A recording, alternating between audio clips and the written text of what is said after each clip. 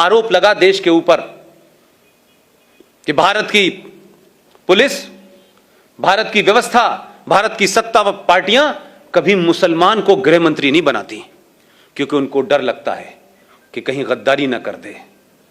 हमने कहा कि शायद ऐसा होता होगा, शायद यही वजह है 1989 में वीपी सिंह की सरकार में भारत का पहला मुसलमान गृह मंत्री बना 8 दिसंबर 1989 को, 89 को।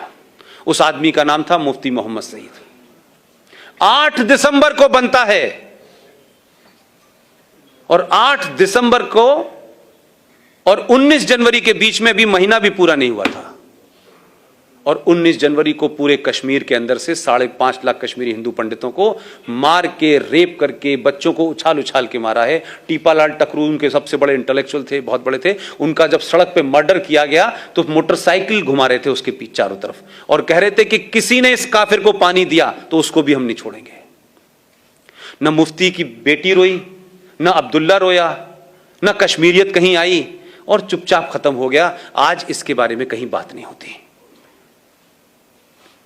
और उसी दौर में यह कोई कोइंसिडेंस नहीं है, क्योंकि मैं उसी थॉट से सोचता हूं जिस थॉट में रहा हूं। आप उस थॉट से सोचते हैं क्योंकि आप सब समाज के लोग हैं, आपने वैसा नहीं देखा। उसी दरमियान भारत के गृह मंत्री की बेटी का अपहरण हो गया। कोई जरा पूछ के वहां जाए, बाहर के विदेशी पत्रकारों की रिपोर्टिंग पढ़ ले भाई, हिंदुस्तानियों पे तो यकीन नहीं है। खुद ही कराया। उसका कमिटमेंट देखिए अपने आतंकवाद के प्रति, अपने धर्म के प्रति, अपने एजेंडे के प्रति। देश के गृह मंत्री ने अपनी बेटी का अपहरण कराया, वो तो घर में थी। उसके बदले में आपने 4 आतंकवादी छोड़ दिए, बेटी बेड के नीचे से बाहर आ गई।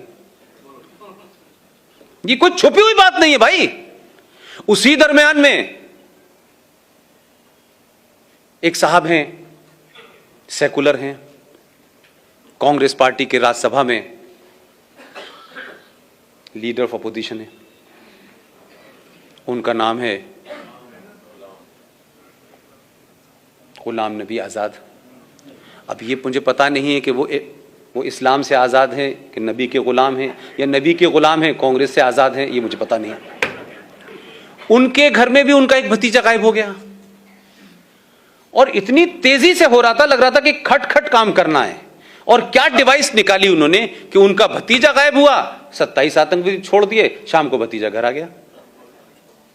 एक और साहब हैं जिन्होंने वोट वाजपेयी के दरमियान दिया था, नाम जानते हैं? सैफुद्दीन सोज साहब। उनकी भतीजी गायब हो गई। ये ऐसे लग रहा था कि सबका एजेंडा कितना खूबसूरत है। वो बात अलग थी कि वो वहां जब थे उनकी हैसियत दूसरी थी, वो दूसरी पार्टी में थे। उसके बदले में भी 7 लोगों को छोड़ दिया आपने। तो पहला इस देश के अंदर अगर हम ये कहें कि इंटरनेशनल टेररिज्म जो है वो भारत में कैसे पनपा, उसके लिए जिम्मेदार भारत का ये पहला मुसलमान गृह मंत्री है। एक घटना हो जाती है, मोदी के दौर में हुई, पूरी दुनिया में छा गई साहब, पूरी दुनिया के अंदर हंगामा हो गया। कोई वीजा रुकवाने चला गया, कोई धरना करने चला गया, कोई प्रदर्शन करने चला गया, लेकिन 5 लाख हिंदू अपने ही देश में शरणार्थी हैं। दिल्ली की सड़कों पे, दिल्ली हाट के सामने कोई पान की दुकान कर रहा है, कोई चूरन की दुकान कर रहा है, कहां कहां रह रहे हैं, कोई बंगलौर भाग गया, कोई कहीं भाग गया। लेकिन इस देश में कोई बड़ा जुलूस, कोई बड़ा प्रदर्शन, कभी संसद इसके लिए नहीं रही। इसलिए मैं जुडिशरी की भी तरफ आता हूं। अभी कुछ घटनाएं इस देश में हो गई कि किसी ने अखलाक को मार दिया, किसी ने, गोरक्षक ने किसी को मार दिया। ये मैं इसलिए कह रहा हूं कि ये घटनाएं हैं, इसको आप अपने गूगल पे जाके सर्च करें। चंद घटनाएं हुई और चंद गुंडेलों की, और भारत के प्रधानमंत्री ने खड़े होकर कहा कि जो लोग इस तरीके की हरकतें कर रहे हैं वो गुंडे हैं, उनको पकड़ा जाना चाहिए, उन पे केस चलना चाहिए। लेकिन चंद घटनाओं से ये लिंचिस्तान बन गया। चंद घटनाओं से, जिसका किसी समाज से, किसी धर्म से लेना देना नहीं था। तो यहां भी समझ में आता है, सुप्रीम कोर्ट की बैनर हेडलाइन खबर थी, बैनर हेडलाइन खबर थी, we will not accept this lynching, government should take immediate and drastic action. इसी हिंदुस्तान के अंदर 1984 में दिल्ली के अंदर लुटियन दिल्ली में, जहां राष्ट्रपति, प्रधानमंत्री, सारी सत्ताएं के सबका पावर है, वहां 3,500 सिखों को दौड़ा दौड़ा कर मारा, सड़कों पे मारा, गले में टायर डाल के मारा, बच्चों को उछाल उछाल के मारा, बॉक्स में जो लोग छुप गए थे उस बॉक्स में आग लगा के मारा। भाई साहब, सुप्रीम कोर्ट ने कभी नहीं कहा कि इस देश में अगर मॉब लिंचिंग पहली हुई थी तो वो तो ये थी, कभी नहीं बोली। 3.5 लाख और 5 लाख कश्मीरी हिंदू पंडितों के साथ किया, वो मॉब लिंचिंग नहीं थी। लेकिन सुप्रीम कोर्ट का पाखंड और ड्रामा देखिए कि सुप्रीम कोर्ट क्या कर रही है। सुप्रीम कोर्ट भारत की सेनाओं को डायरेक्शन दे रही है। क्या डायरेक्शन है साहब? कि देखिए, आप जब आतंकवादी से लड़ें तो ये जो पीछे जो आपके देशभक्त लोग हैं जो आप पे पत्थर मारते हैं, क्योंकि भटके हुए लोगों ने पता नहीं पत्थर कहां मारना था तो गलती से आप पे मार रहे हैं, लिहाजा आप इन पे गोली ना चलाएं, आप इनके ऊपर प्लास्टिक की गोली चलाएं। सेना का एक आदमी विदेशी आतंकवादियों से लड़ रहा है, उसका मुंह इधर है, फिर वो अपनी बंदूक से प्लास्टिक की गोली डाले फिर इधर चलाए। जब उनसे कहा कि ऐसा मुमकिन नहीं है, बोले नहीं, उनके ऊपर पानी डालें, गर्म पानी डालें।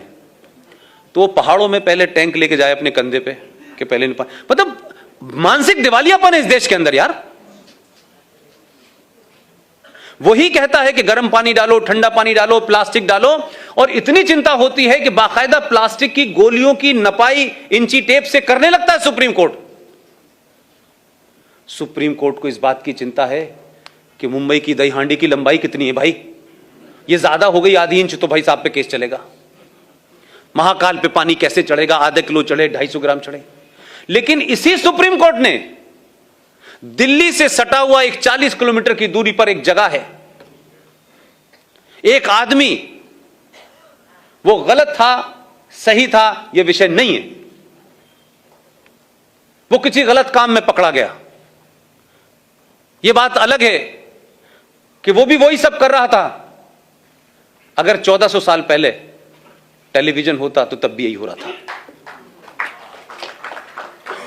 तो सुप्रीम कोर्ट ने हुआ क्या कि जब आपने कहा कि राम रहीम का ये जो पूरा इसका वो बना हुआ है, इसको ध्वस्त करना है और यहां बड़ी गंदगी हो रही है, बड़ी मारकाट हो रही है, तो सुप्रीम कोर्ट की बात सुनने से पहले आप ये देखिए कि मात्र दिल्ली से 40 किलोमीटर जो एनसीआर का इलाका है जहां सत्ता चलती है, आपने उन लोग जो उस राम रहीम के चाहने वाले थे, राम रहीम गलत था सही था यह विषय नहीं है मेरा, लेकिन राम रहीम के चाहने वालों ने पुलिस को उसकी जो बना हुआ था उसका बड़ा सा आश्रम उसमें जाने से रोका।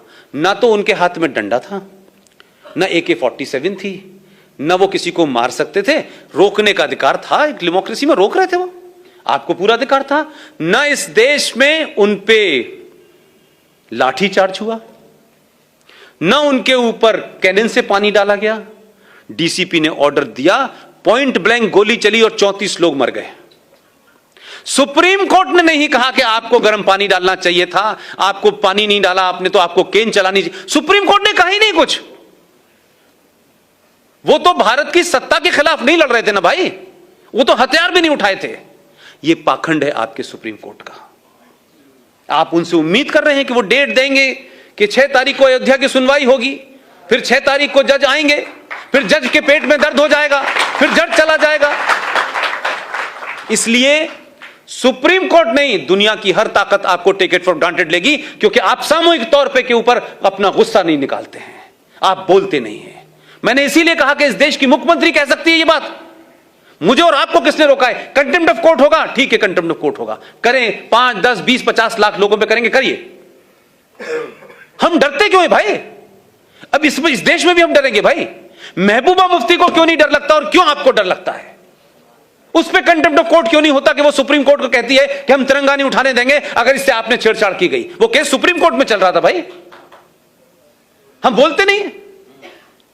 तो सुप्रीम कोर्ट अजीबोगरीब फैसले देती रहती है। इसलिए इस सुप्रीम कोर्ट भी ये जानती है